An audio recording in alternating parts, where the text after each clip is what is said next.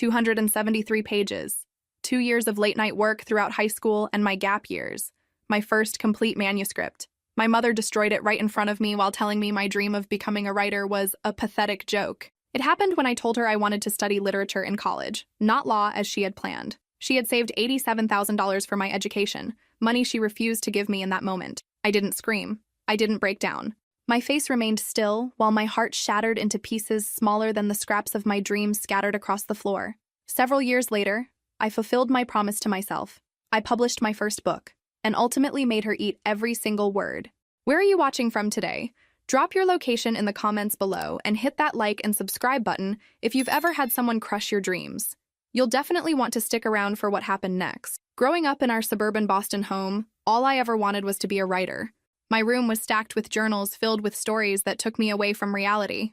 I started when I was 8, creating worlds where people were valued for who they truly were. Mom never understood. She was Martha Preston, top real estate agent with a perfect family facade to maintain. Writers don't pay bills, Amanda, she'd say whenever she caught me writing.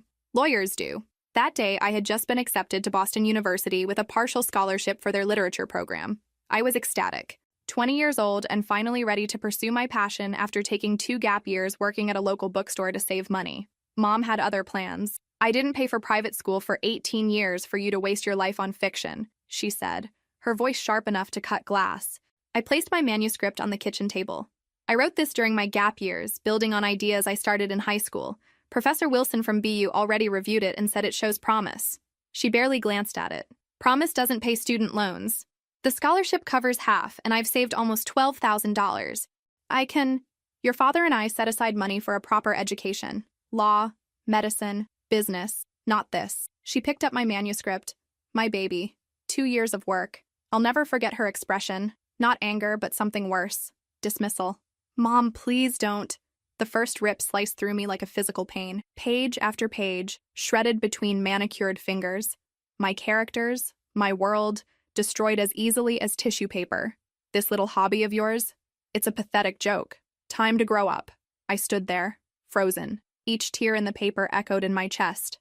When you're ready to be serious about your future, the money is there for law school, not for this nonsense.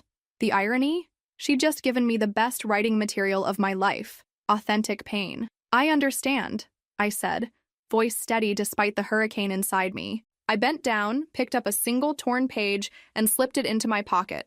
Not as a reminder of defeat, but as a promise. She thought my story was finished. It was just beginning. I cleaned up the mess, her mess, as she watched with satisfaction. Little did she know I had already backed up my manuscript digitally. Yeah, even pathetic dreamers know how technology works. Surprise, Mom. That night, I didn't cry. I planned, applied to every scholarship I could find, researched student loans, mapped out a future my mother couldn't tear apart. I knew the path would be harder without their money, but some things are worth the struggle. And spite? Spite is one hell of a motivator. Growing up, I was constantly compared to my younger brother, Thomas. While I needed perfect grades, he was celebrated for pulling C+. When I earned a partial scholarship to the state college, my parents barely noticed. When Thomas made the high school football team, they threw a surprise party. The difference in treatment was clear as vodka, but twice as bitter. Thomas will be a lawyer like your father, my mother would say proudly, even when he showed zero interest in studying. My father, Robert, was a renowned corporate attorney, always traveling, always in important meetings, always absent during crucial moments of my life. He outsourced all family decisions to my mother, preferring to stay away from domestic issues, as he called them. I, on the other hand, had been writing stories since I was 8, notebooks filled with worlds I created. But to my mother, this was just a silly hobby. Did you see Thomas's touchdown last weekend? My father would ask during our rare family dinners, not bothering to ask about my perfect SAT scores or the short story contest I'd won. I smiled and passed the potatoes. It was great, Dad. My mother would beam at Thomas. Coach says he might get a sports scholarship. That's wonderful, I'd say, the words practiced and hollow. At night, I'd write in my journal about families who supported each other equally. Pure fiction, apparently. High school graduation came. I was valedictorian. My parents showed up, but left immediately after my speech to attend Thomas's baseball game. They didn't even hear me thank my English teacher, the only adult who encouraged my writing. Sorry, honey, but Thomas needs us in the stands, Mom said, already heading for the exit. Big Scout's there today. I stood alone in my cap and gown while other families took photos and celebrated. Mrs. Jenkins, my English teacher, approached me. That was a beautiful speech, Amanda. Thanks. I twisted the tassel on my cap. I guess my parents had somewhere more important to be. She squeezed my shoulder. Their loss. You're going to do amazing things. I wanted to believe her. During my 2 gap years, I worked at Brookline Books by day and wrote by night. The manuscript grew page by page, a story about a girl who discovers magical worlds inside antique books. I poured everything into it. My hopes, my loneliness, my desire for escape. My boss, Eleanor, read chapters as I finished them. This has something special, Amanda. Real heart. Meanwhile, Thomas flunked 2 classes but was still celebrated when he got accepted to Dad's alma mater on a legacy admission. They took him out to Morton's Steakhouse. I found out via my mother's Facebook post. So proud of our future lawyer. Ash blessed mom. I got a half-eaten cake in the fridge with a post-it. Congrats on the bookstore promotion. It was the wrong promotion. I'd been accepted to BU's literature program, not promoted at the bookstore. They hadn't even remembered what I'd told them the week before. You should say something, Eleanor suggested when I showed up to work looking defeated. What's the point? I arranged new releases on the display table. They've already decided who the star of the family is. And who decided you can't shine anyway? Her words stayed with me. I finished my manuscript that night, typing the final sentence at 3:47 a.m. 273 pages of pure determination. I printed it the next day at the bookstore, spent $27 on a nice binder, and brought it home to show my parents. That's when my mother ripped it apart page by page. That's when I finally understood. I would never be enough for them. That's when everything changed. Even after my mother destroyed my manuscript and refused to finance my literature degree, I continued trying to win my family's approval. I visited them every Sunday, brought small gifts on special occasions, helped my mother with grocery shopping, taught my father how to use his computer on the rare occasions he was home. For 4 years, I woke up at 5 a.m. to study, worked as a barista in the afternoons, freelanced writing commercial scripts on weekends, and picked up online editing jobs whenever I could. I sent birthday cards, called on holidays, and ignored the snide comments about my career choice. When are you going to get a real job? My mother would ask every time we saw each other. And I would smile, swallow my pride, and show her my excellent grades, which she barely glanced at. My father would just nod, check his watch, and return to his office. I maintained this routine through 4 grueling years of college, working as a barista while juggling freelance copywriting and online content editing, writing between shifts during lunch breaks on the bus, sleeping 4 hours a night, and surviving on instant ramen and coffee so bitter it could make a lemon pucker. All while watching Thomas drop out of 2 law schools, with my parents making excuses for him each time. Law school is very demanding, my mother would say. Thomas just needs to find the right fit. The right fit apparently included a new car after each failure, bought with my education money. I need transportation to interviews, he'd tell me, keys to his latest BMW dangling from his fingers. Meanwhile, I rode a bike with a broken gear shift through Boston winters. Professor Martinez, my thesis advisor, noticed the bags under my eyes one day. Amanda, are you getting enough rest? I laughed. Rest is for the tenured. She didn't smile back. Your writing shows promise, but you're burning out. I'm fine, I insisted. The same lie I told everyone. She looked at me over her reading glasses. You know, success is the best revenge. Who said anything about revenge? Your stories do. Every protagonist fighting for recognition against impossible odds. That's not coincidence. I stared at the manuscript on her desk. My thesis project. A novel about a young woman whose magical abilities are dismissed by her family until she saves them all. It's just fiction, I mumbled. Fiction comes from somewhere real, Amanda. That night, I reread my novel. Professor Martinez was right. Every story I'd written was about proving worth, seeking validation, fighting for a place. I was writing my own struggle over and over. Then came the email that changed everything. The University Literary Award, the most prestigious honor for graduating seniors. My novel had won. With shaking hands, I called my parents. Mom, I won the University Literary Award. They're publishing my thesis novel in their press. Silence then. That's nice, dear. Did you hear Thomas got an interview at Jacobson and Meyer? Your father's golf buddy pulled some strings. I closed my eyes. Counted to 10. It's a big deal, Mom. Only 1 student wins each year. Well, congratulations. Will there be any money with this award? You know, real income? A small stipend and publication, I said, my voice growing quieter. Well, that's something, I suppose. Oh, Thomas just walked in. Do you want to hear about his interview? I hung up, staring at the award notification email. The university would host a reception. Black tie, press would be there. Local literary figures. I sent formal invitations to my parents and Thomas, handwritten on cream cardstock. Spent $178 I couldn't afford on special stationery. They never RSVP'd. I called a week before the event. My mother answered on the fourth ring. "Oh, the award thing? I thought that was just a school function.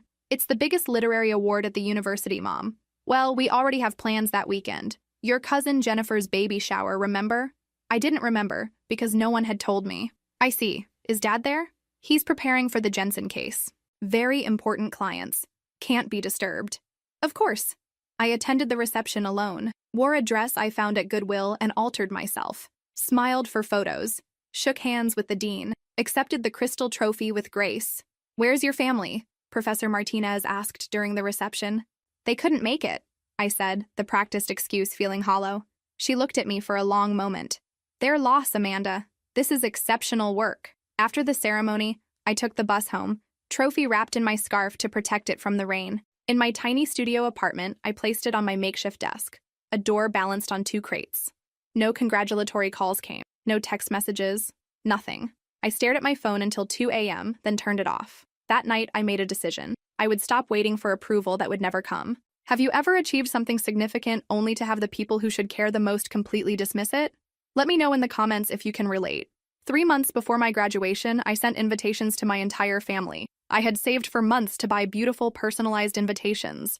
The night before the ceremony, I called to confirm everyone would attend. "Oh, I forgot to tell you," said my mother. "We're going to Florida to visit your aunt. Thomas has a golf tournament there." I remained silent for a few seconds, trying to process. "But it's my graduation. You've known about this for months." My mother sighed as if I were being irrational. "Amanda, it's just a graduation, and it's not like it's in medicine or law." I asked if I could speak with my father. "He's on an important call with clients in Japan. He can't be interrupted."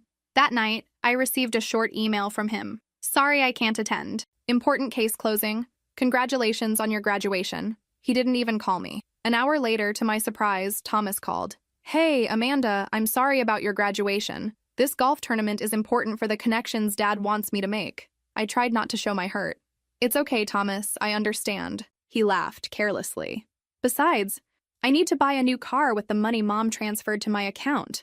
You know, that $87,000 she saved for our college? She said you didn't need your share anymore since you managed on your own." My heart stopped. $87,000 for someone who could barely pass basic subjects, while I worked 3 jobs to pay for my college. "She gave you my education money?" My voice sounded distant, like it belonged to someone else. "Half of it was always mine," Thomas said, missing the point entirely. "But yeah, she transferred it all when you decided to do that writing thing instead of law school." I gripped the phone so tightly my knuckles turned white. "I see. Don't be mad, sis. It's not like you need it now, right? You're almost done with school. Almost done with $42,000 in student loans. Almost done with working double shifts at the coffee shop, writing ad copy until 2 a.m., and editing online articles between classes. Almost done with selling plasma twice a month to make rent." "Right," I said. "I don't need it." "Cool. So you're not coming to Florida either, huh?" "No, Thomas, I'll be at my graduation. Alone." He paused. "That sucks. But hey, I'll bring you a souvenir or something." I hung up and sat on my bed, staring at the wall. My tiny apartment suddenly felt suffocating. 4 years of sacrifice, and my family couldn't spare one day. 4 years of struggle, and my brother got handed my future on a silver platter. My phone buzzed with a text from my mother. "Don't forget to send us photos from graduation." I threw my phone across the room. The next morning, I found an email from Professor Martinez. "Amanda, I've submitted your thesis novel to Ashton Publishing House. My former student works there as an editor. No promises, but your work deserves to be read. See you at graduation." For the first time in years, I felt a flicker of hope that had nothing to do with my family's approval. I picked up my phone from where it had landed under my desk. The screen was cracked, but it still worked. I scrolled through my contacts to my mother's number, my thumb hovering over the call button. Instead, I texted, "I won't be sending photos. I'll be too busy starting my life without you in it."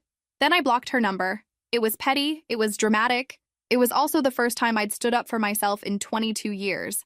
I spent the day before graduation alone, walking through the campus I'd called home for 4 years, the library where I'd studied until closing time, the coffee shop where I'd worked morning shifts, the bench by the river where I'd written most of my novel. As I sat there, watching the sunset reflect on the water, I realized something. I had never needed their money. I had never needed their approval. What I needed was to believe in myself the way Professor Martinez believed in me. The graduation ceremony was the next day. I pressed my only nice outfit, arranged my honor cords, and practiced my smile in the mirror. Congratulations, I told my reflection. You did this, all by yourself. For the first time, it felt like enough. On graduation day, I sat alone where my family should have been. When they called my name as summa cum laude, I looked at the empty chairs. That's when I felt a hand on my shoulder. It was Professor Martinez, my thesis advisor. I'm so proud of you, Amanda. Your manuscript has real potential. She was the only one who gave me a standing ovation when I received my diploma. After the ceremony, she hugged me and said, "Never let anyone diminish your talent, not even your family." It was the first time someone validated what I felt. I wasn't crazy, I wasn't exaggerating. The treatment I received was truly unfair. "Thank you," I whispered, fighting back tears. "For what? Stating the obvious? Your work speaks for itself." She handed me a business card. "My friend at Ashton Publishing wants to meet you next week. Don't you dare downplay your novel." I stared at the card. They actually want to meet me? They do. And more importantly, they want to read your full manuscript. The rush of validation was almost dizzying. I can't believe it. Start believing, Amanda. This is just the beginning. Later, I posted a graduation selfie online. Within minutes, my phone lit up with a text from Thomas. "Cool pic. We're having an awesome time in Florida. Mom says congrats." I didn't respond. Instead, I walked to a nearby restaurant where other graduates celebrated with their families. I sat at the bar, ordered a glass of champagne, and watched parents hugging their children, taking photos, beaming with pride. The bartender slid my champagne across the counter. "Congratulations, grad. This one's on the house." "Thank you." I raised my glass to him. "To new beginnings." He grinned. "To new beginnings." I sipped my champagne, savoring the bittersweet moment. Achievement without witnesses, success without celebration, freedom without support. My phone buzzed again. A text from my mother. "Hope you're having a nice graduation dinner. We're at the Ritz-Carlton in Miami. Thomas made some excellent connections today." I ordered another champagne. By the time I returned to my apartment, I had 3 missed calls from my father. No voicemails. Typical. If it was important enough, he'd have his assistant call me. I kicked off my shoes and collapsed onto my bed, diploma case still clutched in my hand. 4 years of sacrifice culminating in this moment of solitary triumph. The apartment was quiet except for the distant sound of celebrations across campus. I opened my laptop and stared at the manuscript I'd been revising based on Professor Martinez's feedback. "A world where books come alive," read the title page. My story, my dream, my escape. I scrolled through the pages, remembering how my mother had torn apart the first version, how she'd laughed at my ambition, how she'd chosen Thomas's mediocrity over my excellence, time and again. For 3 hours, I sat there, contemplating what to do next. The publishing meeting was scheduled for Wednesday. My lease ended Friday. My student loans would come due in 6 months. I could stay in Boston, find a full-time job at the bookstore, keep writing on the side, keep trying to please a family that would never see my worth. Or I could leave. Start fresh, become someone new. I laughed at the absurdity of it all. "What would you do?" I asked my protagonist, as if she could answer from the pages. What would Eliza do when her family couldn't see the magic she controlled? In my story, Eliza eventually saved them all, proving her worth through sacrifice and heroism. But this wasn't fiction. There would be no dramatic rescue, no moment of clarity where my parents suddenly recognized my value. No tearful reconciliation where Thomas admitted his privilege. Real life didn't work that way. I closed my laptop and walked to the window. The campus was lit up with celebration lights, families taking photos by the fountain, friends hugging goodbye. "So what now, Amanda?" I asked myself. "What do you really want?" The answer came with surprising clarity. I wanted to succeed, not to prove anything to my family, but to prove it to myself. I wanted to write stories that mattered, that touched people, that lived beyond me. I wanted to stop waiting for approval and start demanding it from the world. If you've ever had to choose between pleasing others and following your own path, drop a heart in the comments. I want to know I'm not alone on this journey. That night, sitting in my small apartment, I read again the manuscript I had printed to show my parents. A story about a girl who discovers a magical world inside ancient books. I remembered my mother's laugh when I mentioned I wanted to be a writer. A writer? And how many writers do you know who don't starve to death? I thought of all the times I swallowed my words, accepted being the second choice, convinced myself that maybe they were right. For 3 hours, I sat there, contemplating what to do next. The publishing meeting was 3 days away. My apartment lease ended in a week. The crossroads couldn't be clearer if it had been painted in neon. I opened my laptop and began researching apartments in New York City. If Ashton Publishing was interested in my book, I'd need to be closer to their offices. The prices made me wince, but I found a listing for a roommate wanted in Queens. $850 a month, utilities included. Still steep on my barista salary, but doable if I picked up extra shifts. You're actually considering this, I said to myself. Half question, half statement of disbelief. My phone rang. Unknown number. Hello? Amanda? This is Sarah Jenkins from Ashton Publishing. I hope it's not too late to call. I straightened up. No, not at all. I've just finished your manuscript, and I couldn't wait until our meeting. This is extraordinary work. The scene where Eliza discovers the living library? Breathtaking. My heart pounded. Thank you. That means a lot. I want to move our meeting up. Can you come to New York tomorrow? We'd like to discuss representation. Representation? I repeated, dumbfounded. Yes, we believe your novel has significant potential. I've already shared it with our acquisitions team. I glanced around my half-packed apartment. I can be there, tomorrow. After hanging up, I sat in stunned silence. Then I started laughing, then crying, then both at once. I booked a bus ticket to New York leaving at 6 a.m., packed one suitcase with essentials, emailed my landlord about breaking my lease early, called my bookstore manager and quit. It was reckless, impulsive, completely unlike the careful, people-pleasing Amanda I'd been my entire life. It felt magnificent. I slept for exactly 3 hours before my alarm blared, showered, dressed in my one professional outfit, and headed to the bus station while the sky was still dark. On the bus, I watched Boston disappear behind me, the city where I'd struggled, studied, and survived on my own. I felt a strange mixture of nostalgia and relief as the skyline faded into the distance. 5 hours later, I stepped off the bus at Port Authority, the noise and energy of New York City enveloping me immediately. I had 2 hours before my meeting, just enough time to find the publishing house, calm my nerves, and review my notes. Ashton Publishing occupied 3 floors of a sleek building in Midtown. The elevator ride to the 17th floor gave me just enough time to have a complete panic attack and then pull myself together. The receptionist smiled as I approached. You must be Amanda Preston. Sarah is expecting you. Sarah Jenkins was nothing like I'd imagined. Younger than Professor Martinez, with bright blue hair and tattoos visible beneath her professional blazer. Her office walls were covered with book covers and framed reviews. Amanda, so glad you could come on short notice. She gestured to the chair across from her desk. Coffee? Please. Black. She grinned. A writer through and through. So let's talk about your book. For the next hour, we discussed my novel, my influences, my vision for the series.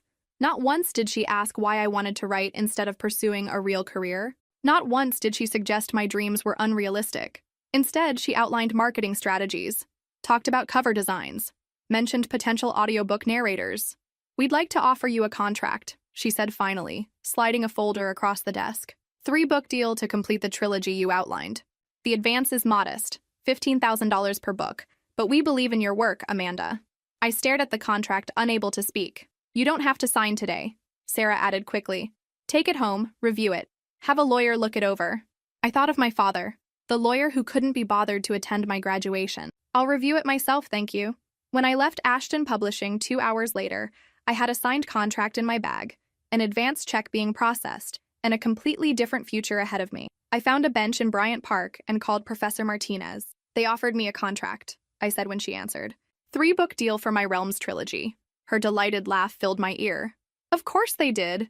Your work is exceptional, Amanda. I'm so proud of you. I don't know what to do next, I admitted. I just signed away my future on an impulse. You signed toward your future, she corrected. There's a difference. I need to find an apartment, a job until the advance comes through. Breathe, Amanda, one step at a time. New York has plenty of coffee shops, and I have a former student who needs a roommate in Astoria. Let me make a call. By sunset, I had a room in Astoria secured and a lead on a barista position near the publishing house. I spent my first night in New York on my new roommate's couch, staring at the ceiling, wondering if I should call my parents. I didn't. Instead, I drafted an email to my mother. I've signed a 3-book deal with Ashton Publishing. My dream, the one you called a pathetic joke, is now my career. I've moved to New York. Don't try to contact me.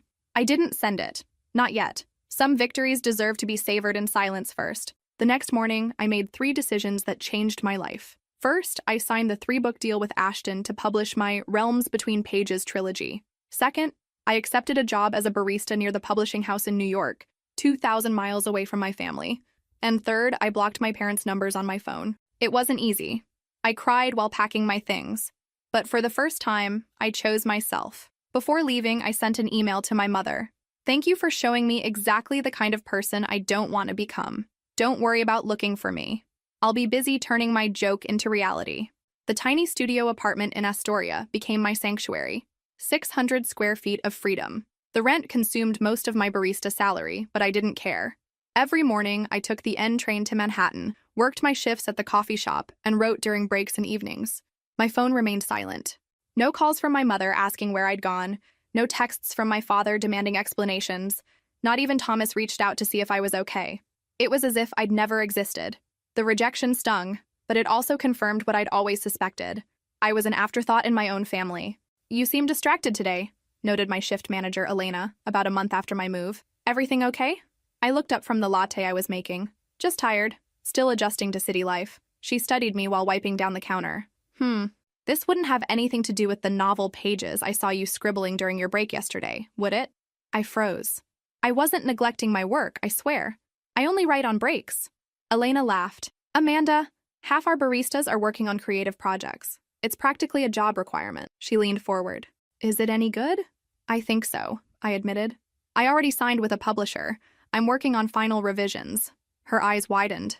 No way. That's amazing. Most of us are still dreaming of that day. For the next 9 months, I fell into a rhythm. Morning shifts at the coffee shop, afternoons at the publishing house for meetings, evenings writing in my tiny apartment. I finished the revisions on my first book and dove into the second of my trilogy. The advance money helped ease my financial strain, but New York was expensive. I kept the barista job, added some freelance copywriting on the side, and lived frugally. When my debut novel, Realms Between Pages, finally hit shelves, there was little fanfare. A small display at a few bookstores, a modest release party where most attendees were publishing staff and fellow baristas. But then something unexpected happened. People started reading it, and they couldn't stop. Word spread through book blogs. Social media posts with readers holding my book popped up daily. Book clubs added it to their lists. 3 months after release, my editor called. Amanda, we need to talk. Your sales numbers are extraordinary. What do you mean? First print run sold out in 6 weeks. Second print run is almost gone. The publisher is rushing a third with double the copies. This doesn't happen with debut novels. I sat down, unable to process her words. Why? What's happening? Your book is connecting. People are falling in love with your world, your characters. There's already fan art circulating online. That night, I searched my name on social media and found thousands of posts about my book. Readers claiming they couldn't put it down, teachers adding it to their classroom libraries, book influencers creating aesthetic photos with quotes from my story. 6 months after publication, Realms Between Pages hit the New York Times bestseller list. 8 months in, translation rights sold to 12 countries. By the time my second book was ready, there was genuine anticipation in the literary world. The sequel, Realms Beyond Boundaries, debuted at number 3 on the bestseller list. The third installment, Realms Awakened, at number 1. I quit my barista job, moved to a better apartment, started receiving fan mail by the bagful. It happened so fast it felt surreal. One day, I was a barista with a newly published book. The next, I was fielding calls about film rights and merchandise licensing. Your trilogy has struck a chord, my agent explained. The theme of someone discovering magic within themselves when no one else believes in them? It's universal. I thought about my mother tearing up my manuscript, about my father's indifference, about all those years of fighting for recognition. I'd written my own story, transformed into fantasy, and the world had embraced it.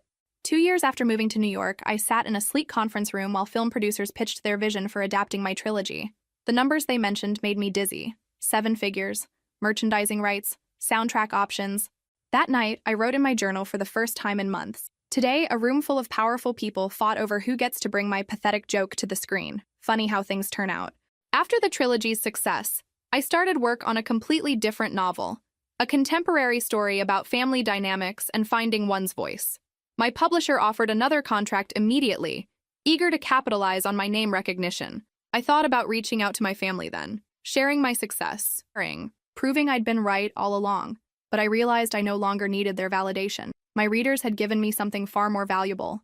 They believed in my worlds, my words, my worth, and that was enough. What do you think will happen when Amanda's family finally realizes her success? Let me know your predictions in the comments. 8 months after completing my trilogy, I received an email from my new publisher. They wanted to fast-track my standalone novel, seeing the momentum my name now carried in the literary world. The advance was substantial, triple what I'd received for my first book. That night, after signing the contract, my phone rang. It was my mother, using my father's phone. "Amanda, your brother is having trouble in law school. He needs help with some subjects. You were always good at writing." I took a deep breath before answering.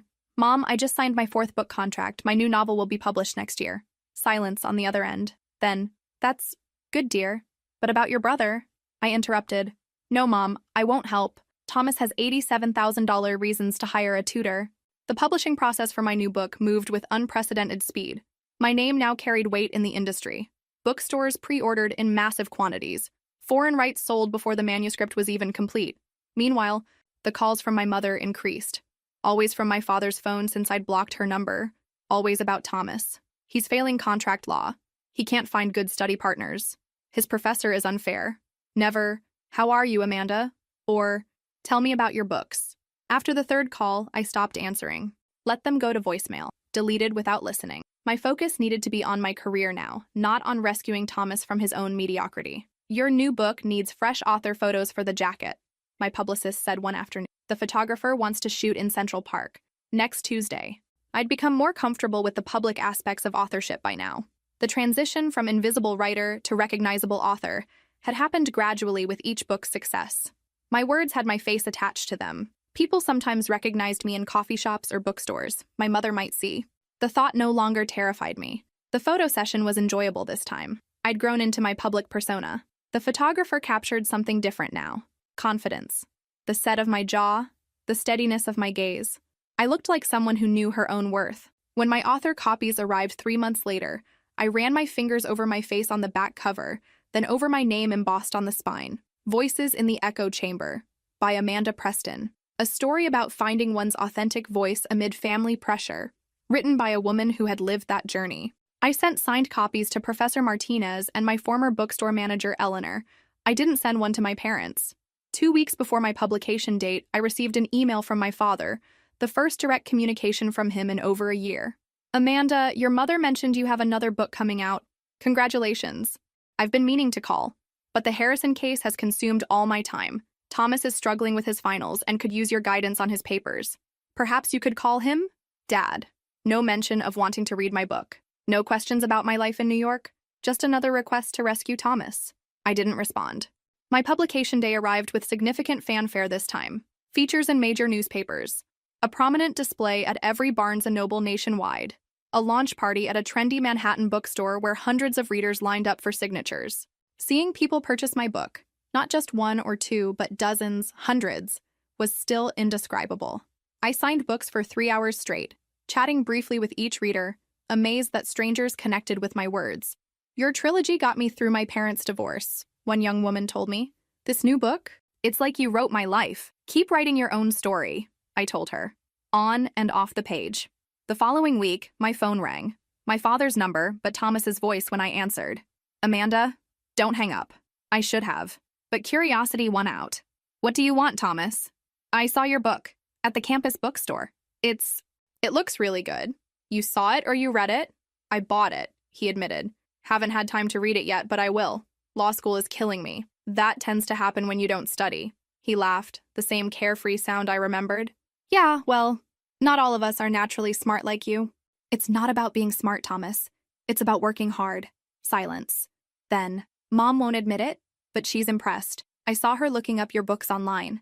I'm not interested in her approval anymore. She keeps the newspaper article about you in her desk drawer. I found it when I was looking for stamps. I hadn't expected that." "Why are you telling me this?" "Because I miss you, sis. And I'm failing law school and Dad's disappointed and Mom's pretending everything's fine. And the whole house feels wrong without you being judgmental in the corner." Despite everything, I laughed. "I wasn't judgmental. You totally were. With your books and your perfect grades and your disapproving eyebrow thing. For a moment, it felt like before. Before the torn manuscript. Before the stolen education money. Before I realized how conditional my family's love was. Then Thomas said, "So I have this paper due Monday and you're so good with words." And reality crashed back. "No, Thomas. Come on, Amanda, I'm drowning here. Then learn to swim. Or hire a tutor with that $87,000. You're never going to let that go, are you? Not until you earn your own way, like I had to." He sighed dramatically. Fine, be that way. But at least talk to Mom. She's impossible lately. Her problems aren't mine anymore. But we're family, he protested. Family supports each other, I said quietly. Family shows up for graduations. Family doesn't tear up someone's dreams. After hanging up, I blocked Thomas's number too. 2 days later, I received my first royalty statement for the new book.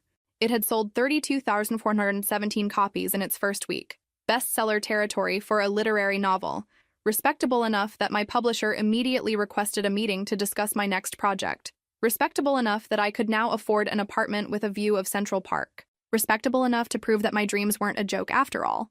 My new book was published with significant publicity, and the reviews were overwhelmingly positive. I sold translation rights in 20 countries. I started working on my next standalone novel. That's when I received a Christmas card from my family. A photo of everyone smiling, including Thomas with his new Audi. On the back, my mother wrote, "We miss you. When are you going to get over this phase and come home?" As if I were having a teenage tantrum, not building a career. I returned the card with a copy of my book and a note. This isn't a phase, it's my life. The months after my book's release passed in a whirlwind of interviews, book signings, and literary festivals. My growing fan base sent enthusiastic messages through social media. Book clubs across the country selected my work for their monthly reads. Schools and universities invited me to speak to their students. I said yes to everything, marveling at how these strangers showed more interest in my work than my family ever had. My next novel took shape quickly, the story flowing confidently now, unburdened by doubt. The protagonist, a young journalist uncovering family secrets, growing into her strength, just as I was growing into mine. When my editor requested the first half of the manuscript, I delivered it 3 weeks early. "This is brilliant," she said during our check-in call. "The confidence in your voice is palpable. Whatever you're doing, keep doing it." What I was doing was living entirely for myself for the first time, making choices based on my desires, not on the hope of earning approval. In April, an email arrived from a literary festival in Boston. They wanted me to be a featured speaker on a panel about innovative fiction. The timing aligned perfectly with the paperback release of my last novel.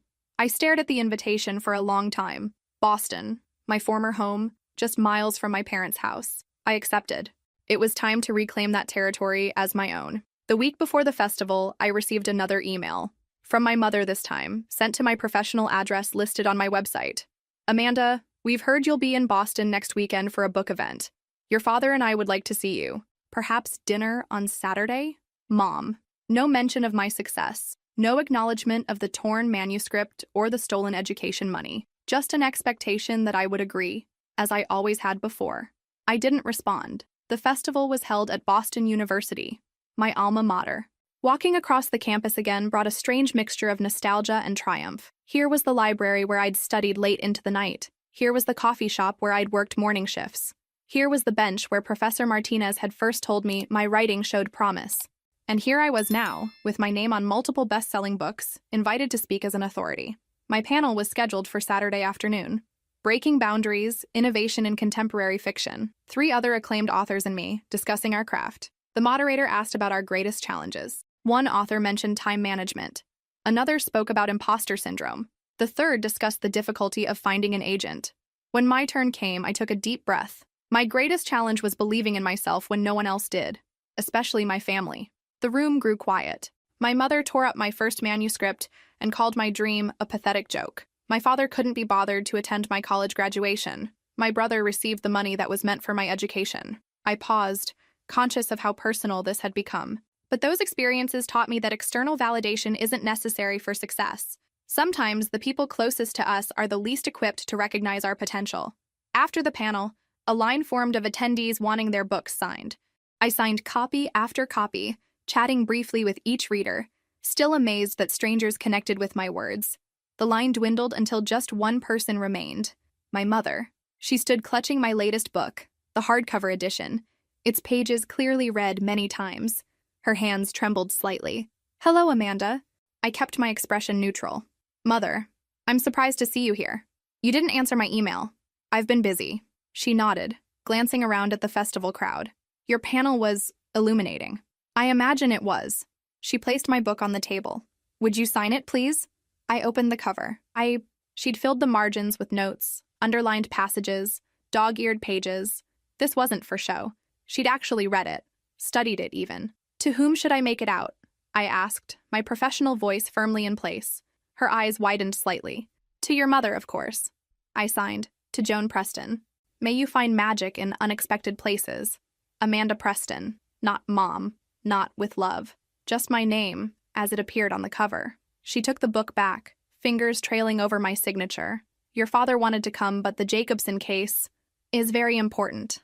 I know. Thomas asked about you. He's taking a break from law school. I heard. Third school's not the charm, I guess. She flinched. He's finding his way. With $87,000 of cushion, I'm sure he'll land softly. She clutched the book tighter. Amanda, I know you're angry. I'm not angry anymore, I interrupted and realized it was true. I'm indifferent. There's a difference. We're still your family. Biology doesn't entitle you to a relationship with me. Her eyes filled with tears. Not the manipulative ones I'd seen before when she wanted something, but genuine ones that made her mascara smudge. I miss you. You miss the idea of me, I corrected. The daughter who would sacrifice everything to please you. She doesn't exist anymore. I stood, gathering my things. The festival staff were beginning to clear the room for the next event. Your book, my mother said suddenly. It's beautiful. The way you write about people finding their own voice. It's like you're speaking directly to me. For the first time, I heard something new in her voice. Something that sounded almost like respect. Thank you, I said, uncertain how to respond to this version of my mother. I was wrong, she whispered. About your writing, about everything. I shouldered my bag. Yes, you were. Can we start over?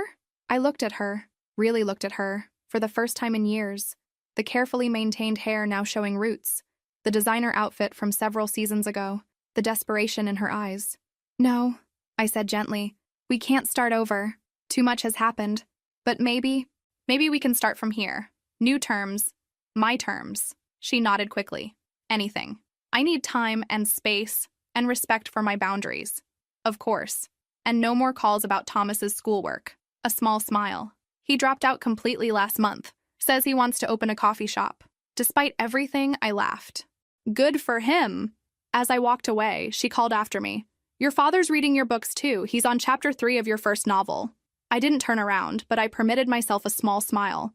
Not because I needed their approval anymore, but because it felt like poetic justice. They were finally reading my words. And this time, they couldn't tear them apart. 2 years passed. My literary career flourished with each new release. My 5th book, a contemporary novel about family secrets, entered the New York Times bestseller list at number 1. My trilogy had been optioned for a major film adaptation. I moved to an apartment with a view of Central Park. I began receiving letters and emails from readers all over the world. And then, I received an invitation to appear on Tonight with Brady Collins, one of America's most watched talk shows. We talked about my books, about the film being produced, about my journey. Was there ever a moment when you wanted to give up? Asked Brady. I hesitated, then told the story of the torn manuscript. Someone very close to me destroyed my first manuscript when I was 18 years old and said my dream was a joke. That moment made me want to prove they were wrong. The show aired on a Wednesday night. On the anniversary of that fateful day, when my mother tore up my manuscript. At 11:42 p.m., I received a text message from my mother. Saw you on TV. The morning after the Brady Collins show aired, my phone exploded with notifications. Social media followers doubled overnight.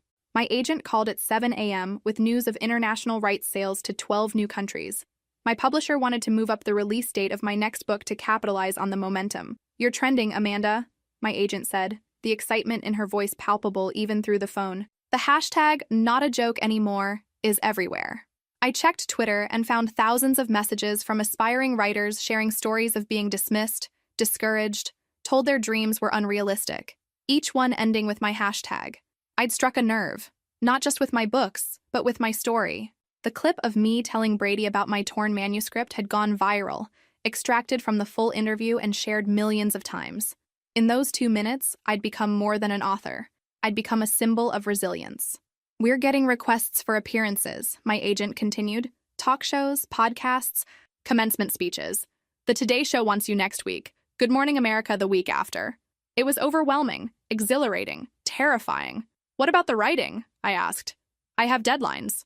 We'll protect your writing time, she promised. But Amanda, this is big. This is your moment. My moment. 3 words I'd never expected to hear. That night, I stared out at the Central Park view I'd never dreamed I could afford. Lights twinkling like earthbound stars. The city that had embraced me when my own family wouldn't. My phone lit up with another text from my mother. Your father saw the interview too. He wants to talk to you. For the first time in 3 years, I responded. I'm busy with interviews for the next few weeks. After that, maybe. Her reply came immediately. We'll wait, for as long as it takes. The media whirlwind that followed the Brady Collins appearance was dizzying. Photographers outside my apartment, interview requests flooding my inbox, fan mail delivered in actual sacks. The Today Show appearance led to a segment where viewers shared their own stories of perseverance. Good Morning America surprised me by bringing Professor Martinez on stage. She'd kept my secret all these years, never telling the host that she was the mentor I'd mentioned in previous interviews. We hugged on national television, both of us crying. I told you, she whispered in my ear. I always told you your words mattered.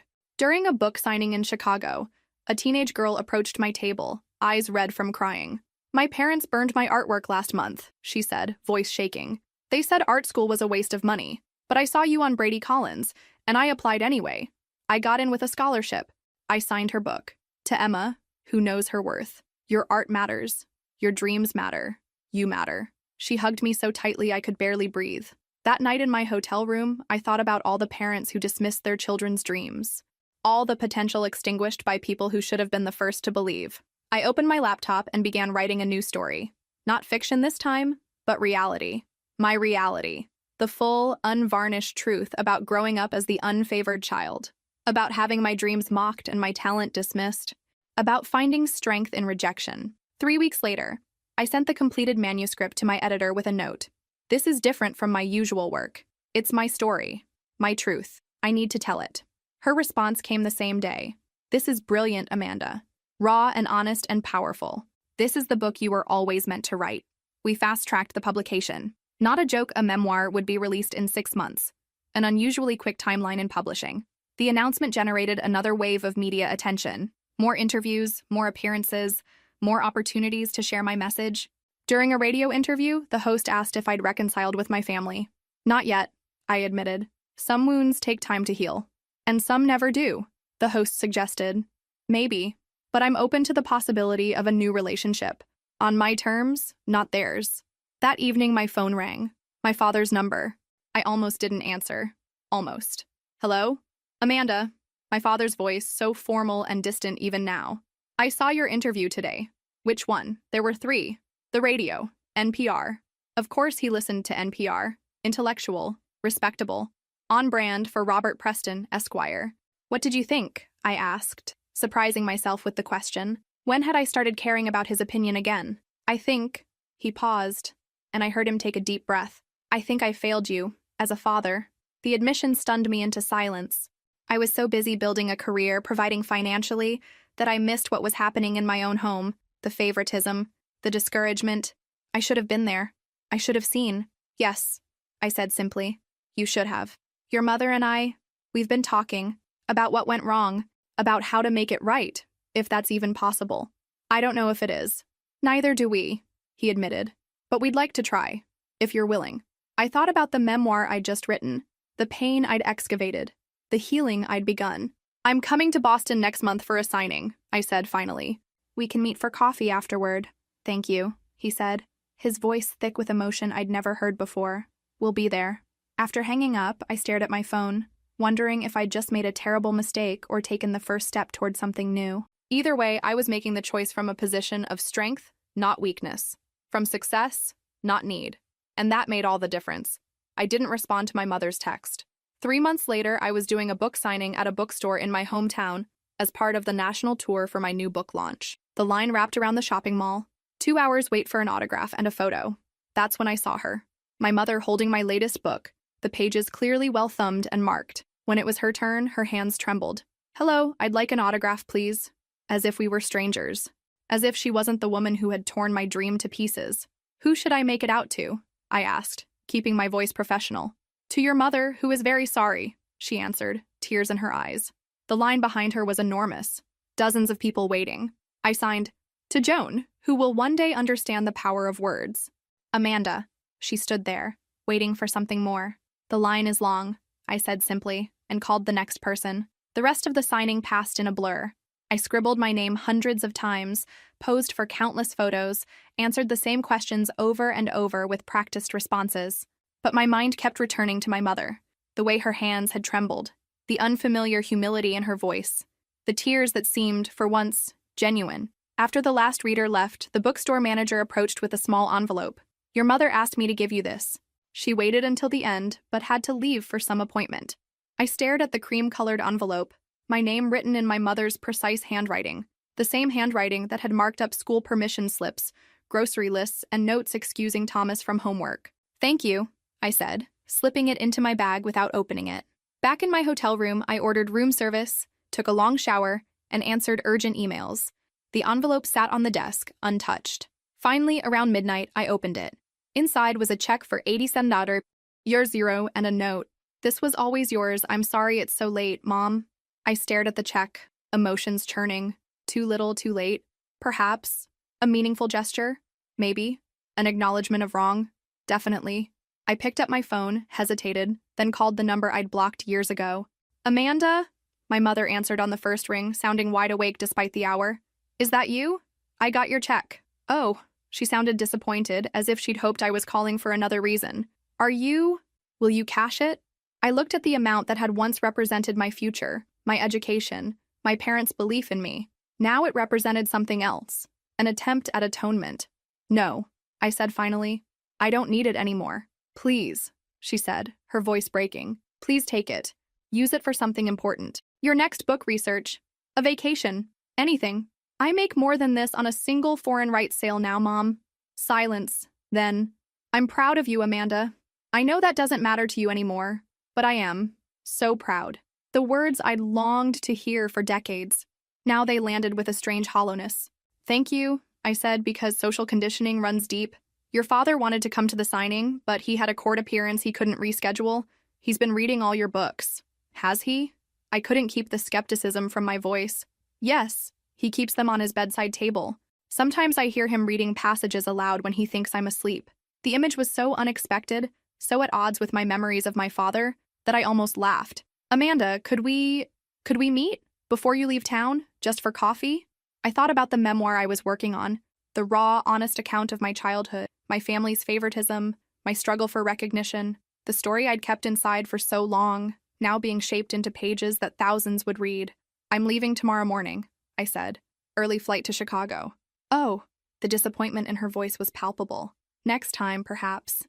"Perhaps." I hung up, still holding the check. After a moment's consideration, I tore it into small pieces and let them flutter into the wastebasket. Some debts couldn't be repaid with money. The Chicago signing was even larger than my hometown event. The success of my memoir had snowballed, each week bringing more media attention and reader response. Film producers had already reached out about adaptation rights. During the Q&A portion, a woman in her 50s raised her hand. "What would you say to parents who discourage their children's creative dreams?" I took a deep breath, thinking of the torn check in a Boston hotel wastebasket. "I would say that every time you dismiss a child's passion, you're tearing something precious, something that may never be repaired." The woman nodded, tears in her eyes. "I need to make some phone calls," she murmured, slipping out of her seat. After the event, my publicist handed me a sleek envelope. "Special delivery. Came by courier during the signing." Inside was an invitation to a literary gala in New York the following month. I'd been selected to receive the New Voice Award, given to authors whose work represents the future of American literature. I ran my fingers over the embossed lettering, remembering how I'd once dreamed of such recognition while writing at my makeshift desk in a tiny Boston apartment. "They're allowed a short video message from family members," my publicist noted, "congratulating you. Should I reach out to your parents?" I hesitated, thinking of my mother's trembling hands, my father reading my books aloud in the darkness, the torn check. "No," I decided, "but there is someone else." The night of the gala arrived. I wore a midnight blue gown that cost more than 6 months' rent at my first New York apartment. My agent accompanied me, beaming with pride as we walked the red carpet. When they called my name to receive the award, the giant screens displayed a video message from Professor Martinez. "Amanda was always destined for greatness," she said, her familiar face bringing tears to my eyes. Her talent was evident from the first page she shared with me, but what makes her truly exceptional isn't just her gift with words. It's her determination, her resilience, her refusal to let anyone define her worth. I accepted the crystal trophy with shaking hands. thanked the Academy, my publishers, my readers. And then, departing from my prepared speech, I added, "And to those who once told me my dreams were a joke, thank you. You gave me something to prove." The applause was thunderous. Later that night, as my car pulled away from the venue, my phone chimed with a text. Unknown number, but I recognized Thomas's writing style immediately. "Saw you on the live stream. Nice dress. Nicer speech. For what it's worth, I'm sorry too. P.S. Mom and Dad watched together. Mom cried the whole time." I didn't respond, but I didn't delete it either. Some bridges remained burned. Others perhaps could still be built. Not because I needed them anymore, but because I was strong enough now to decide which relationships deserved a second chance. On my terms. Always on my terms. A week later, I agreed to meet my mother for coffee. She brought all my books, each one with annotations in the margins. I read them all. 3 times, she said. "You're talented, Amanda. More talented than I ever imagined." It wasn't enough, but it was a start. I told her about the movie, about the readers' letters, about the life I built on my own. "I'm proud of you," she said. "But I wish you had done all this with our support." I smiled. Me too. But maybe I wouldn't have found my strength if I hadn't had to fight so hard.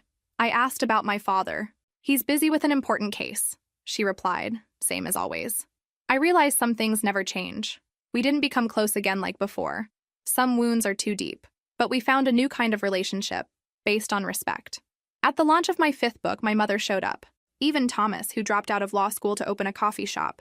"You inspired me to follow my own path," he said. And I realized my greatest victory wasn't proving they were wrong. It was discovering I had been right about myself all along. The cafe Thomas chose for our meeting was in the heart of downtown, trendy and bustling with morning commuters. Not the quiet, intimate setting I would have preferred for our first real conversation in years. But perhaps that was intentional. Public spaces make private meltdowns less likely. I arrived 15 minutes early, secured a corner table, and ordered a simple black coffee. Old habits die hard. I still lived frugally despite my 7-figure bank account. My mother arrived precisely on time, looking both familiar and like a stranger. Her hair was grayer than I remembered, her designer outfit slightly dated. She carried a large tote bag that seemed to be weighing her down. "Amanda," she said my name like she was testing it, unsure of her welcome. I gestured to the chair across from me. "Mom," she sat, placing her bag carefully on the floor beside her. "Thank you for meeting me. You're welcome." Formal, polite, the way I'd speak to an acquaintance, not a mother. We sat in awkward silence as the barista brought her latte. She wrapped her hands around the mug, seeming to draw strength from its warmth. "I've been following your career," she finally said. "The books, the movie deal, the awards." "I know," Thomas mentioned. She nodded, taking a careful sip. "He's doing well with his coffee shop. Did he tell you?" "No, we haven't spoken directly." "Oh," she looked disappointed. "It's in the University District, Turning Page Cafe, named after your first book." That surprised me. "Really?" "Yes, he's proud of you, Amanda. We all are." I took a slow breath. That would have meant a lot. Years ago. She flinched but nodded. I deserve that. Another silence, less awkward now, more contemplative. She reached into her tote bag and pulled out a stack of books. My books, each one visibly well read, pages marked with colorful tabs, margins filled with notes. "I've read them all, multiple times," she said, pushing them slightly toward me. "You created something magical, Amanda. Worlds I never knew existed inside you."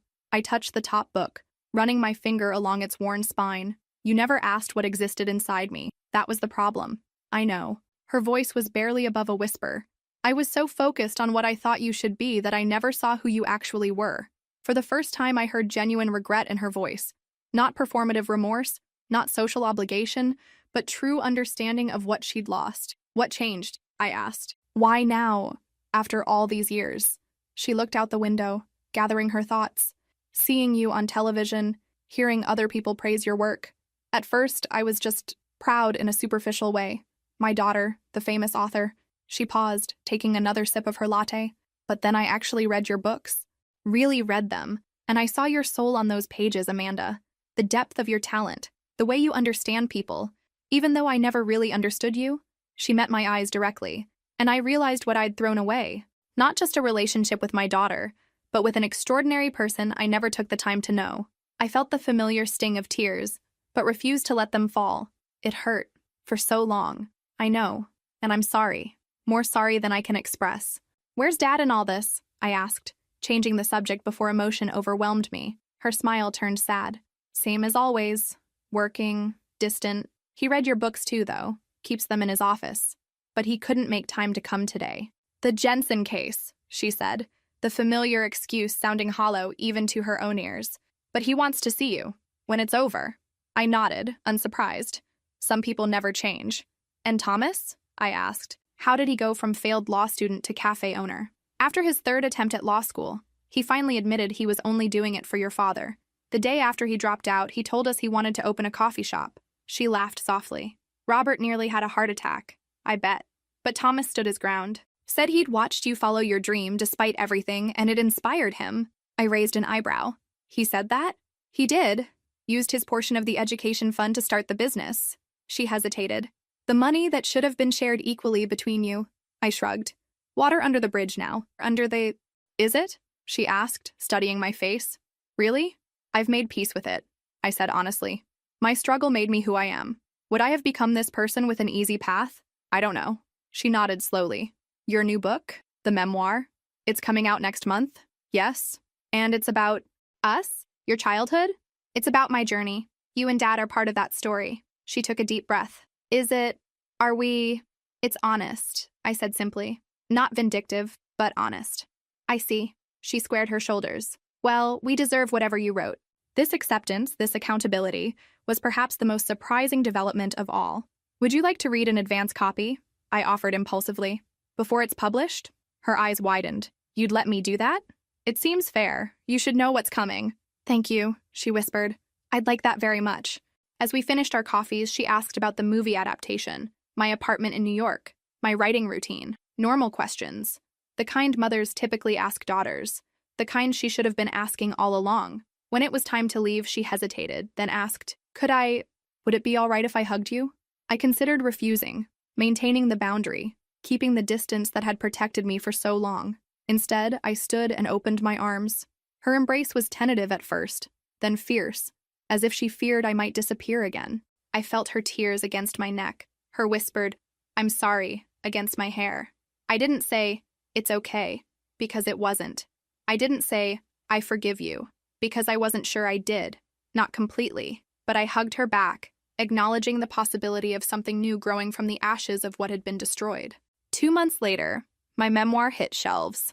Not a joke, A Writer's Journey became an instant bestseller, striking a chord with readers who saw their own struggles reflected in my story. The morning of its release, I received a text from Thomas. Just bought your book. Line was out the door at my cafe. People kept asking if I'm that Thomas. Weird being a character in someone else's story. P.S. Your brutal honesty is making me a fortune in coffee sales. I laughed out loud, then surprised myself by responding, glad to help your business. Maybe I'll stop by next time I'm in town. His reply came immediately.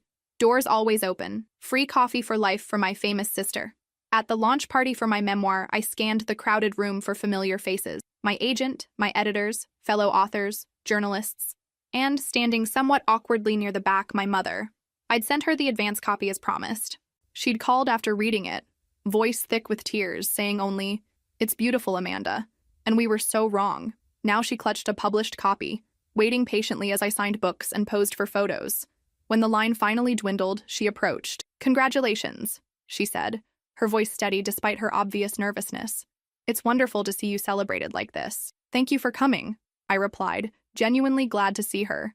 "Your father wanted to be here," she began, the familiar excuse ready on her lips. "But the Harrison case," I finished for her, unable to keep the edge from my voice. She surprised me by laughing. "Actually, no. He has a cold. First sick day he's taken in 30 years. He was quite dramatic about it." I smiled despite myself. "Some things never change. And some things do," she countered, glancing meaningfully around at my success, at our civil conversation. As we stood there, an elderly woman approached, clutching my memoir with trembling hands. "I just wanted to thank you," she told me, eyes brimming with tears. "My daughter and I haven't spoken in 12 years. I read your book in one sitting last night, and I called her this morning.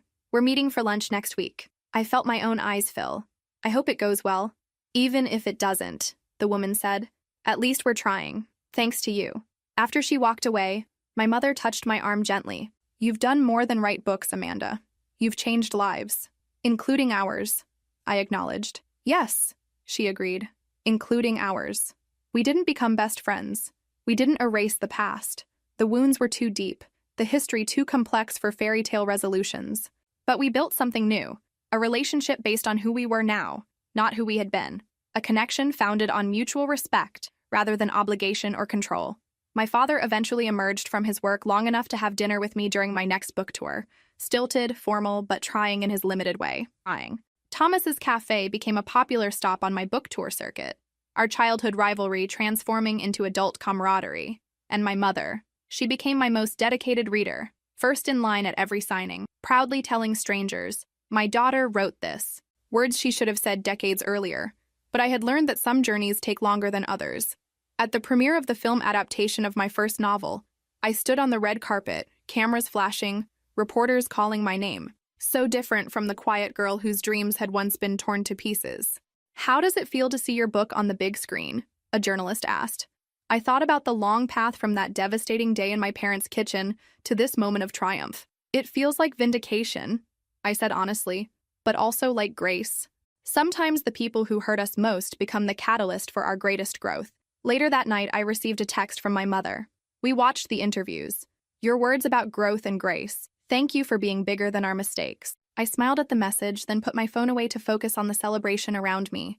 My celebration, my moment, my life, built word by word, story by story, choice by choice. Not defined by what was taken from me, but by what I had created for myself. If this story resonated with you in any way, make sure to like and subscribe. And remember, your dreams are not a joke. Sometimes the greatest act of self-love is believing in yourself when no one else does. I'm Amanda, 34. Last week, my parents called